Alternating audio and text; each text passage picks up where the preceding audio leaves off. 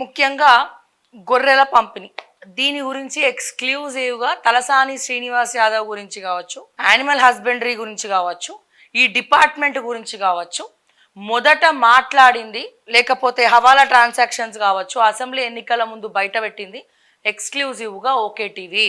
So ఇది తట్టుకోలేని తలసాని శ్రీనివాస్ యాదవ్ కొంతమంది ఎస్ఓటి పోలీసులని ఆయన మోషేతి నీళ్ళు తాగే పోలీసులని మా ఆఫీస్కి పంపించి హార్డ్ డిస్కులు కూడా ఎత్తుకపోయే పని చేసిండ్రు. ఏం చేసుకుంటారో చేసుకో అన్నాం, డిఫర్మేషన్ లేచిరు మా మీద.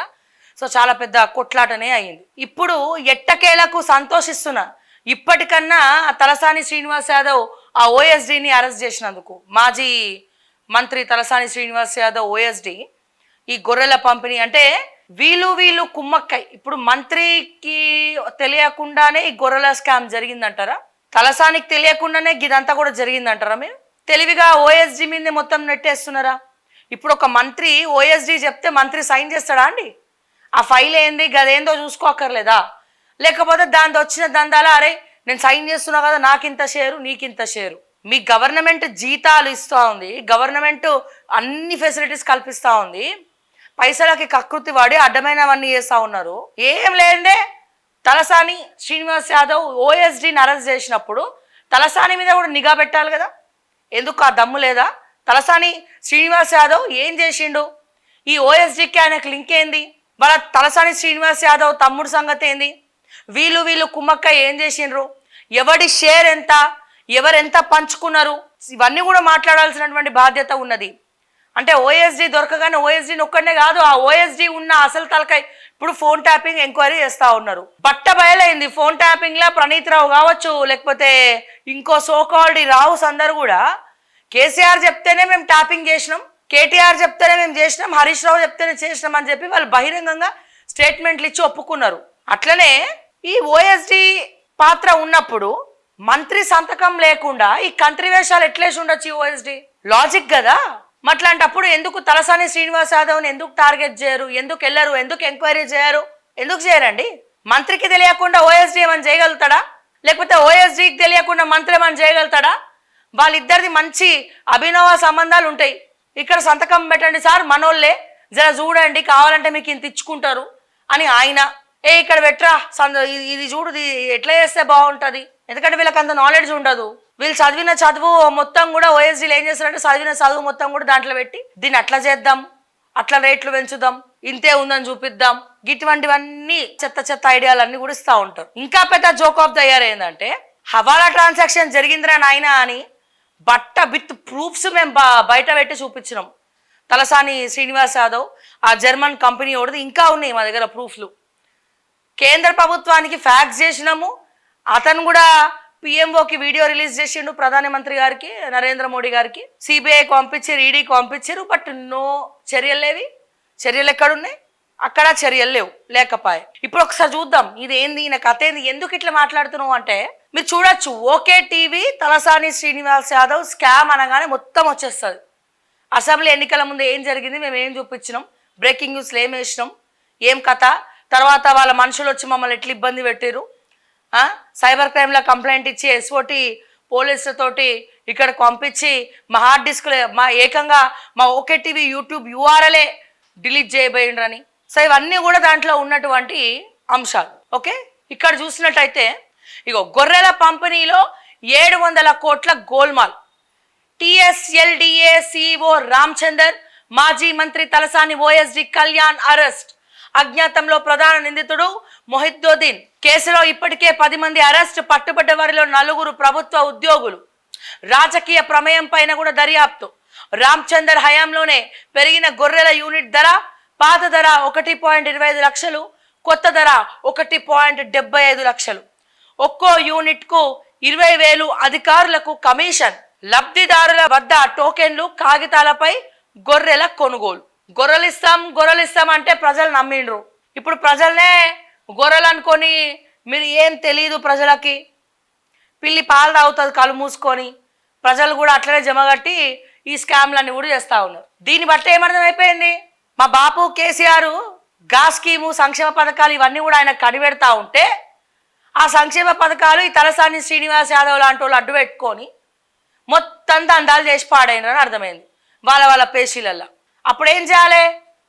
ముఖ్యమంత్రి ఉన్నప్పుడు ఆయన దృష్టికి వచ్చినప్పుడు ఏం చేయాలి? కేసీఆర్ గారు పిలిచి చెప్పాల, ముఖ్యమంత్రిగా ఏం చేస్తుర్రయ్యా, ఇంటెలిజెన్స్ నిఘాలు పెట్టుకుర్రు కదా, ఇంటెలిజెన్స్ నిఘాలు ఏమైనా పక్కపాటి ఓడి మీద, ఈ సోకాల్డ్ మా లాంటి జర్నలిస్టుల మీద కాదు, మీ ఎమ్మెల్యేలు కూడా మేము పెట్టిరు అనుకో. మరి అంత పెట్టినప్పుడు మరి ఈ మంత్రి ఈ స్కామ్ చేసే, ఆ ఎమ్మెల్యే ఆ స్కామ్ చేసే అని రిపోర్ట్లు మీరు తెప్పించుకోలే కేసీఆర్ గారు? దళిత బంధులో ఏం జరిగిందో తెలుసు. ఎవడెవడైతే దళిత బంధుల స్కామ్ల పైసలు తిన్నారో, కమిషన్లు మెక్కిండ్రో వాళ్ళందరూ కూడా ఇప్పుడు ఓడిపోయినరు, తలలు పట్టుకొని కూర్చురు ఓడిపోయిన ఎమ్మెల్యేలు. అంటే దేనివల్ల ఓడిపోయినారు మీరు అనేది ఇప్పుడు మరొక ఎగ్జాంపుల్ ఇది. మీరు ప్రజలకి మంచి చేద్దామనే సంక్షేమ పథకాలు తీసుకొచ్చారు. రైతు బంధు అనేది చాలా మంచిది, ఈ దళిత బంధు అనేది ఇంకా మంచి సంక్షేమ పథకం. చాలా వేరే వేరే రాష్ట్రాలలో కూడా మాట్లాడుకున్నారు, అరే కేసీఆర్ గారు మంచి సంక్షేమ పథకాలు తీసుకొచ్చారని. కానీ ఏమై ఈ ఎమ్మెల్యేలు మంత్రులు కలిసి నోట్ల మట్టి కొట్టే వాళ్ళని కంట్రోల్ చేయలేకపోయినరు. సో ఇప్పుడు ఇందులో నేను చెప్తున్నా, తలసాని శ్రీనివాస్ యాదవ్ లేకుండా, ఆయన ప్రమేయం లేకుండా ఇది జరగడం సాధ్యమా? మీరు అనుకుంటున్నారా ఒక మంత్రి ప్రమేయం లేకుండా ఓఎస్డి దందాలు చేస్తాడని? ఒక మంత్రి ప్రమేయం లేకుండా ఈ సోకాల్డ్ బ్యాచ్ అంతా అన్ని చేసుకుంటుందని? అరే ఒక మంత్రి సంతకం లేకుండా ఇవన్నీ కంత్రివేషాలు ఎట్లేస్తారు సార్? ఆయన సంతకం కీలకం కదా. ఇవి ఏవి చేయాలన్నా, ఈయన హయాంల రేట్లు పెంచాలన్నా, గొర్రెల రేట్లు పెంచాలన్నా, గొర్రెల యూనిట్ల రేట్లు తగ్గించాలన్నా, ఏం చేయాలన్నా అది అప్రూవ్ బై మినిస్టర్ అనే సంతకం ఉండాలి కదా. మరి ఆ సంతకానికి అయ్యే ఖర్చు ఎంత?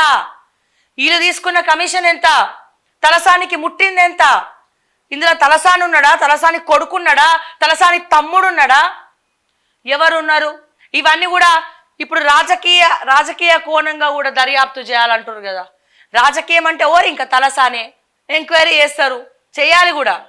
లేదు కాదు, తలసాని శ్రీనివాస్ యాదవ్ బీఆర్ఎస్ పార్టీలు ఉన్నాడు కాబట్టే మేము రాజకీయ కోణం అని చెప్పట్లు ఒక లైన్ వేసేసినాం. హైదరాబాద్కి ఎవరు కూడా ఇప్పుడు జిల్లా మంత్రి లేరు, అందుకే ఈయనని తలసానిని బ్లాక్మెయిల్ చేస్తే కాంగ్రెస్లో జంప్ అవుతాడు. కాంగ్రెస్లోకి జంప్ అయితే అప్పుడు ఇక గొర్రెల స్కామ్ ఉండదు, ఏముండదు, ఇక జై తుస్సు, అంతే కదా సార్. డెఫినెట్గా ఒకవేళ మీరు గుర్తుపెట్టుకోండి ప్రజలారా, తలసాని శ్రీనివాస్ యాదవ్ గనక బీఆర్ఎస్ నుండి మళ్ళా కాంగ్రెస్లకి అడుగు పెడితే ఈ గొర్రెల స్కామ్ అనేది ఉండదు. ఒకవేళ తలసాని శ్రీనివాస్ యాదవ్ బీఆర్ఎస్ పార్టీలోనే ఉండి ఈయన చేసినటువంటి స్కామ్ ఏదైతే ఉందో రాజకీయ కోణంలో మాట్లాడుతున్నా అన్నారు కదా, ఎంక్వైరీ చేస్తున్నాం అన్నారు కదా, ఒకవేళ దొరికి రేవంత్ రెడ్డి గారు న్యాయబద్ధంగా చిత్తశుద్ధితో ఎంక్వైరీ చేసి ఈ తలసాని దందాలు కూడా బయట పెడితే అప్పుడు రేవంత్ రెడ్డి గారు కావచ్చు, కాంగ్రెస్ పార్టీ చాలా జెన్యున్గా వర్క్ చేస్తుంది, ఎవరిని కూడా వదిలిపెడతలే. తలసాని గారు ఏ సాని వచ్చినా, ఎవరు వచ్చినా, ఎవడు ఏ స్కామ్లో ఉన్నా వీళ్ళు తీసుకపోయి జైలు వేస్తున్నారు అన్న పేరు రేవంత్ రెడ్డి గారికి వస్తుంది, కాంగ్రెస్ ప్రభుత్వానికి వస్తుంది. ఇట్లా కాకుండా పొరపాటున ఈ గొర్రెల స్కామ్ నుంచి ఓఎస్డీని అరెస్ట్ చేసారు. నెక్స్ట్ సంతకం పెట్టింది ఎవడు? మంత్రి. మరి ఆ డిపార్ట్మెంట్ మంత్రి ఎవరు? తలసాని శ్రీనివాస్ యాదవ్. మరి తలసాని శ్రీనివాస్ యాదవ్ రాజకీయ ఎంక్వైరీ అంటారు కదా, ఇప్పుడు ఈ ఎంక్వైరీ నుంచి బయటపడనీకి మా బాపు కేసీఆర్ ఎప్పుడు వాడే మాట ఒకటి ఉంటుంది, వాషింగ్ పౌడర్ నిర్మా. ఆ వాషింగ్ పౌడర్ నిర్మాలాగా ఈ కడిగిన ముత్యం లాగా బయటకు వస్తా అని మా కవితకి ఎట్లయితే డైలాగ్ మాట్లాడుతుందో, ఆ కడిగిన ముత్యం లెక్క ఈ తలసాని శ్రీనివాస్ యాదవ్ కాంగ్రెస్ పార్టీలకి తప్పించుకోవడానికి జపాంగ్ లాగా జంపు చేసిండు అనుకో, మాకు క్లియర్ పిక్చర్ తెలిసిపోతుంది. ఇక అచ్చా దొరికిండు దొంగ ఈ తలసాని శ్రీనివాస్ యాదవ్, స్కామ్లు ఉన్నాడు, అందుకే ఈయన పార్టీ మారిండు, ఏడికెళ్ళి బీఆర్ఎస్లోకి వెళ్ళి కాంగ్రెస్లోకి వచ్చిండు. అసలే ఈ తలసాని ఓఎస్డీ అరెస్ట్ అయ్యిండు గొర్రెల స్కామ్లా, నెక్స్ట్ తలసానిని అరెస్ట్ చేయాల్సి వస్తుంది. అందుకే ఈయన ముందుగానే మళ్ళా కాంగ్రెస్ పార్టీ తెలంగాణ ప్రభుత్వం ఎట్లయితే మన తలసాని మీద చర్యలు తీసుకుంటుందని భయపడి ఈయన ముందే ఈడికి వచ్చి జంప్ అవుతాడు. వాషింగ్ పౌడర్ నిర్మా అయిపోతుంది, కండవాలు కప్పుకొని ఒక క్యాబినెట్ మంత్రి అట్లా క్యాబినెట్ పదవి ఇచ్చేస్తారు. అసలే టీడీపీ బ్యాచ్ కదా, ఓ క్యాబినెట్ అట్లా ఇచ్చేస్తే అయిపోతుంది అని మాత్రం అనుకోకండి సార్. ఎందుకంటే అట్లా అనుకుంటే ప్రజలు పిచ్చోళ్ళని అనుకుంటారు. మీరు ప్రజలు అన్ని గమనిస్తారు. ఇవన్నీ కూడా జరిగినాయి అనుకోండి, ఇక నెక్స్ట్ 3 ఏళ్ల తర్వాత, 4 ఏళ్ల తర్వాత, 5 ఏళ్ల తర్వాత మళ్ళీ మీ ప్రభుత్వాన్ని మళ్ళీ ఓడగొడతారు. అందుకే మొన్ననే వచ్చింది కాబట్టి ఇప్పుడే ఇటువంటివి కాకుండా జాగ్రత్తగా ఇటువంటి వాళ్ళని అరికట్టండి. ఈ తలసాని శ్రీనివాస్ యాదవ్ ఏవైతే దందాలు చేసిండో, ఏవైతే సెటిల్మెంట్లు చేసిండో, ఎక్కడెక్కడైతే హైదరాబాద్ మున్సిపల్ అడ్మినిస్ట్రేషన్లో కూడా అడ్డంగా ఇక్కడ ఉన్నాయి ఎలిగేషన్, పెద్ద బిల్డింగ్ కట్టిండ్రో. మొన్న మా ఆఫీస్కి ఒక కంప్లైంట్ వచ్చింది, తలసాని శ్రీనివాస్ యాదవ్ తమ్ముడు ఒకరిని బెదిరిస్తుండు, మమ్మల్ని కాపాడండి, మామూలు వసూలు చేస్తుండు మా దగ్గర అని చెప్పి. సో మళ్ళీ ఏమైందో, నేను ఒకసారి ఇట్లనే మార్నింగ్ న్యూస్లో మాట్లాడాను దీని గురించి. మార్నింగ్ న్యూస్లో మాట్లాడగానే మళ్ళీ పాపం మా పెద్ద మనిషి ఫోన్ లేపడం మానేసిండు. అంటే మరి ఆయనని భయపెట్టిండ్రా, నువ్వు ఎందుకు పోయినవరా నాయన అని చెప్పి బ్లాక్మెయిల్ చేసిరా, ఏం చేసిరా అనేది నాకు పెద్ద డౌట్.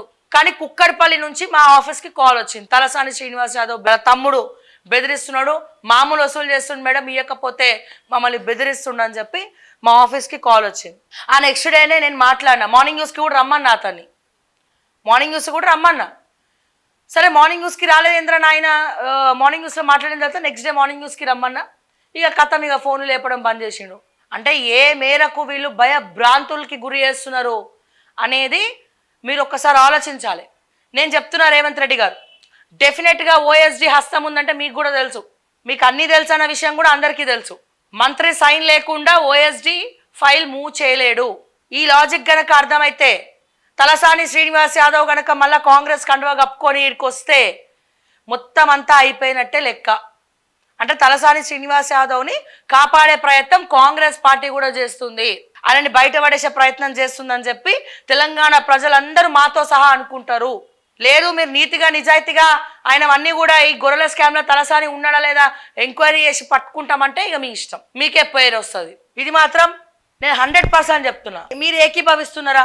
ఇక చూడు ఎట్లున్నాడు ఆయన అద్దాలు పెట్టుకొని, ఎవడని చూస్తే ఇక బయటికి పోతే ఏమనుకుంటారు, ఇక సుధపూస బుద్ధిమంతం త్రిలోకేశం అని అనుకుంటారు. ఇప్పుడు వస్తున్నాయి కదా పాటలు, సాంప్రదాయిని, ఆ బ్యాక్గ్రౌండ్ మ్యూజిక్ వేసుకోవాలి, నా ఫోటో పెట్టి గట్లాంటి బ్యాక్గ్రౌండ్ మ్యూజిక్ వేసుకోవాలి మనం, అప్పుడైతేనే మంచిగా ఉంటుంది. ఎవడన్నా ఈయన ఇట్లనే మంచి ఐరన్ షర్టు ప్యాంట్ వేసుకొని పోతే ఇట్లా దండం పెడతారు, స్పెట్స్ పెట్టుకొని ఒక మంచి ప్రొఫెసర్ లక్క. ఇగో ఇగో ఇగో ఈయన రామచందర్, ఈయన కళ్యాణ్ కుమార్. ఇక ఈయన చూస్తే అచ్చమ్ము గా బ్యాచ్ లెక్కనే కనబడుతుర్రు. ఈయన ఫేస్ చూస్తారు, కళ్యాణ్ కుమార్ ఫేస్ చూస్తే ఓఎస్డి, ఈయన చూస్తేనైతే చూడండి ఎంత మంచిగా చూస్తుండో. గ్రహాలు బాగాలేనట్టు ఉన్నాయి వాళ్ళవి, దొరికిపోయారు దొంగలు. ఏం చేయాలి ప్రజలారా ఇట్లాంటి వాళ్ళని? వీళ్ళని కాపాడేటోళ్ళది కూడా తప్పే, వీళ్ళని కాపాడేటోళ్ళది కూడా తప్పే.